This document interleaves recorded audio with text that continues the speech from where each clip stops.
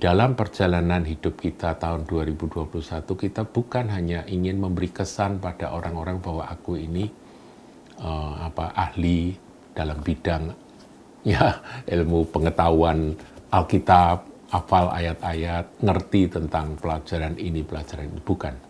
Tapi kita benar-benar goalnya mengenal dia secara pribadi. Itu pertama. Yang kedua, yaitu kuasa kebangkitan. Saudaraku, menghendaki merindukan kuasa kebangkitan, mengenali kuasa kebangkitan, dan hidup dalam kuasa kebangkitan itu satu perkara yang dirindukan oleh Paulus. Dan saya berharap saya juga pribadi mau minta Tuhan itu bangkit dalam roh saya, sebuah kerinduan untuk mengenal kuasa kebangkitan dan hidup dalam kuasa kebangkitannya. Kuasa kebangkitan yang bekerja di dalam diri Paulus itu dahsyat, saudara. Itu mengubah segala sesuatu. Dia yang dahulunya adalah seorang Farisi yang punya karier, saudara ya, karier dalam agama Yahudi. Itu kariernya itu, dia bersinar, saudara, sebagai seorang Farisi yang bersinar. Kalau dia bertekun di sana saja, pasti dia akan naik terus menjadi orang yang paling top di dalam agamanya. Tetapi perjumpaan dari Rasul Paulus, dari Saulus ya waktu itu namanya, dengan Yesus Kristus mengubah, atau bahkan istilah saya membalikkan arah segala sesuatunya itu diputar balik oleh Tuhan 180 derajat. Untuk apa? Untuk menjadi hamba Tuhan, Rasul Tuhan. Dan dia berkata, saudara, ketika setelah dia mengenal akan kasih Kristus, mengenal akan siapa Yesus Kristus yang memanggil dan memilih dia itu, dia menulis begini, saudara. Tetapi apa yang dahulu merupakan keuntungan bagiku, sekarang kuanggap rugi karena Kristus. Jadi yang dahulu dia kejar dan kalau dia dapat, dia puas karena ini adalah keuntungan. Yang kita kejar pasti yang menguntungkan, kan? Itu yang dialami oleh Paulus ketika dia ada di dalam agama yang lama. Dalam agama Yahudi. Sebelum dia berjumpa dengan Yesus Kristus Tuhan. Nah, ketika dia jumpa dengan Yesus, semua itu menjadi kerugian. Saudara yang bisnis kan ngerti apa arti untung, apa arti rugi, kan? Yang untung pasti yang dikejar, kan? Nggak mungkin orang ngejar rugi. Tapi terjadi pembalian 180 derajat yang dulu didapat oleh Paulus, achievement, pencapaian-pencapaian yang telah diperoleh oleh Paulus itu, dia tiba-tiba sadar, waduh itu rugi waktu, rugi segalanya. Sia-sia itu semua. Kemudian ayat 8 katakan, tadi ayat 7, ayat 8, malahan segala sesuatu kuanggap rugi karena pengenalan akan Kristus Yesus Tuhanku lebih mulia daripada semuanya. Oleh karena dialah aku telah melepaskan semuanya itu dan menganggapnya sampah. Bukan hanya rugi, tapi sampah.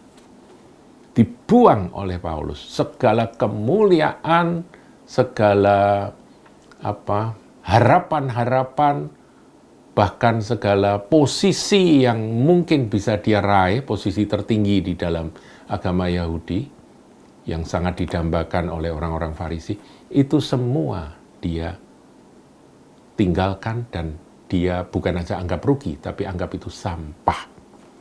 Supaya aku memperoleh Kristus. Sebagai gantinya dia mengejar sesuatu, yaitu Tuhan Yesus Kristus. Mengenal dia. Itu kuasa kebangkitan yang bekerja, yang bisa membuat seorang Saulus berbalik. Ketika dia berbalik, hidupnya nggak jadi enak secara jasmani, saudaraku. Saulus itu mengalami aniaya, penolakan, kecurigaan dari pihak orang-orang Kristen. Dia dicurigai karena dulu dia penganiaya. dari pihak orang-orang agama Yahudi, jelas dia diburu-buru mau dibunuh, dikejar-kejar mau dibunuh. Jadi segala-galanya itu udah berubah. Yang dulu nyaman buat dia sekarang berubah menjadi sesuatu yang 180 derajat berkebalikan dari keadaan yang lama. Itulah pengalaman dari Paulus. Makanya dia berkata yang kehendaki adalah kuasa kebangkitannya.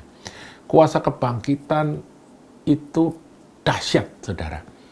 Karena Saulus sebagai seorang Paulus, ya, saya sebut Saulus, tapi mestinya Paulus. Paulus sebagai seorang yang berpengetahuan firman Perjanjian Lama tentunya. Dia sangat kuat di dalam firman. Dia ngerti pengharapan Israel.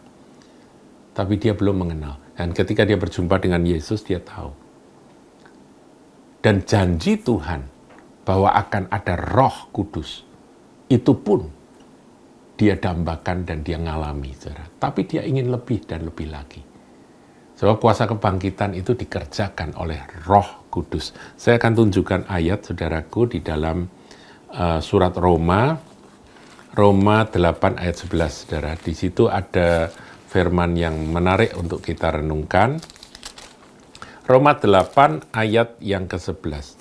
Dan jika roh dia yang telah membangkitkan Yesus secara manusia, dari antara orang mati, diam di dalam kamu, maka ia yang telah membangkitkan Kristus Yesus dari antara orang mati akan menghidupkan juga tubuhmu yang fana itu oleh rohnya yang diam di dalam kamu. Jadi kebangkitan kita kelak itu dikerjakan oleh roh kebangkitan itu, oleh kuasa kebangkitan, yaitu roh dia yang membangkitkan Yesus dari antara orang mati. Kalau itu berdiam di dalam diri saudara dan saya, kalaupun kita nanti mati, kita akan beroleh kebangkitan dari antara orang mati. Betapa dahsyatnya, sebab kematian merupakan misteri dari semua manusia. Manusia itu sepintar apapun, kalau mereka tidak kenal firman Tuhan, mereka itu nggak ngerti. Kalau sudah mati mau apa itu nggak ngerti. Tapi karena kita kenal firman Tuhan, kita tahu setelah kematian akan ada kebangkitan. Kita percaya karena Tuhan Yesus sudah mendahului kita. Sebagai guru kita, sebagai juru selamat kita, sebagai Tuhan kita, dia telah mendahului bangkit. Nah, kuasa yang membangkitkan itu, yaitulah kuasa roh Allah, kuasa roh Tuhan itu, Roh Kudus itu bekerja di dalam diri Paulus, bekerja di dalam diri kita. Tapi kita harus merindukan sepanjang tahun 2021 lebih dan lebih lagi. Kuasa kebangkitan. Bukan hanya itu, saudaraku. Kuasa kebangkitan itu membuat kita hidup dalam mujizat. Membuat kita hidup dalam pengharapan. Membuat kita punya gairah yang tidak bisa dipadamkan. Kita punya akan pengharapan-pengharapan yang tidak bisa dipatahkan oleh kuasa jahat lawan kita. Jadi, kalau saudara merasa letih lesu, rindukan kuasa kebangkitan, saudara akan menjadi perkasa lagi ketika roh itu melawat Anda. Nah, saudaraku, kuasa kebangkitan di tangan kita, ketika kita percaya, ada kuasa. Kuasa untuk menyentuh orang yang sakit dan orang itu disembuhkan. Menyentuh bagian tubuh saudara sendiri yang sakit dan bagian itu akan dipulihkan, disembuhkan. Praktek, saudara. Kuasa kebangkitan didambakan, dia akan bekerja makin lama makin dahsyat di dalam hidup saudara. Tentunya ini seiring sejalan dengan peningkatan pengenalan kita akan dia, akan firman. Nah, saudaraku, yang ketiga, kalau yang pertama dan kedua itu kita rindukan, yang ketiga ini seringkali orang Kristen berusaha untuk mengabaikan, menyingkirkan dari kehidupan sehari-hari. Yaitu apa? Paulus katakan, dan persekutuan dalam penderitaannya. Paulus itu mendambakan bukan hanya kuasa kebangkitan, bukan hanya pengenalan akan pribadi Tuhan Yesus, tapi dia ingin menyatu dengan penderitaan Tuhan Yesus. Bagaimana dengan kita, saudaraku? Kalau kita belajar akan khotbah-khotbah yang bernuansa kemakmuran, itu nggak ada yang namanya penderitaan. Tetapi kalau kita belajar dari Rasul Paulus ini, saudara, bersama dengan kerinduannya akan kuasa kebangkitan, bersama dengan kerinduannya akan mengenal pribadi Tuhan Yesus, Paulus juga berkerinduan untuk masuk dalam persekutuan penderitaannya. Dia ingin mencontoh Tuhan dalam segala aspek. Saudara, Tuhan Yesus itu disebut man of sorrow, manusia yang menderita. Bagaimana dengan kita, saudaraku? Tentunya bukan penderitaan karena kebodohan, juga bukan penderitaan karena dosa, tapi penderitaan yang nanti akan semakin membuat kita mengenal Dia dan mengenal kuasa kebangkitannya. Kalau Tuhan pimpin sepanjang tahun 2021 ada penderitaan, bukan karena kebodohan, bukan karena dosa, tapi karena Kristus, saudaraku, terimalah dengan sukacita. Saudara, kalau kita baca dengan jujur, dengan hati terbuka, pikiran yang terbuka, kita akan temukan bahwa panggilan Kristen itu bukan hanya panggilan sukses. Ya kalau disebut sukses ya haleluya, saudaraku. Sukses dalam apa dulu, begitu ya. Sukses untuk menjadi serupa dengan Dia ditambah oleh Rasul Paulus dalam kematiannya. Ya, ini saya lanjutkan ya. Di mana aku menjadi serupa dengan Dia dalam kematiannya. Paulus ngalami secara physically, dia akhirnya mati martir, sebagaimana gurunya itu mati martir, ya. Dia merindukan hal itu dan dia mendapat jawaban, dia akhirnya mati sebagai seorang martir Kristus. Tapi bagaimana dengan kita, saudara, yang tidak punya karunia sampai seperti para rasul dan para bapak-bapak gereja itu? Kalau kita tidak dikaruniai karunia martir, tapi roh itu, saudara, roh yang siap menderita karena Kristus itu harus ada. Mungkin dicela, mungkin diolok, menyangkal diri, pikul salib.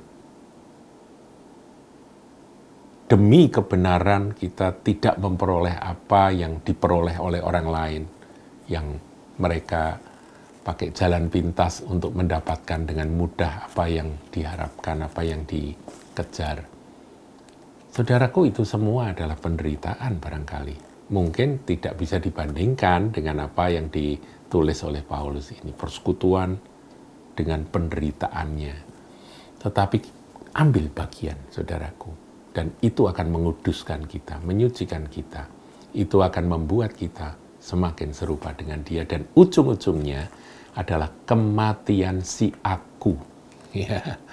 Dan dalam kematiannya, kalau tidak mati secara fisik karena nama Tuhan, marilah kita mati si aku. Aku yang kaku, yang harus dipaku sampai beku di atas kayu ini harus benar-benar mengalami kematian sepanjang tahun 2021. Biar itu menjadi target kita. If there is no vision, the people perish. Kalau nggak punya visi itu, maka kita akan tercerai-berai, bingung, dan akhirnya lenyap. Saudaraku, inilah pesan firman Tuhan masih di awal tahun ini, dan kiranya saudara menangkap akan pesan ini dan jadikan ini tujuan sepanjang tahun 2021. Tuhan Yesus memberkati.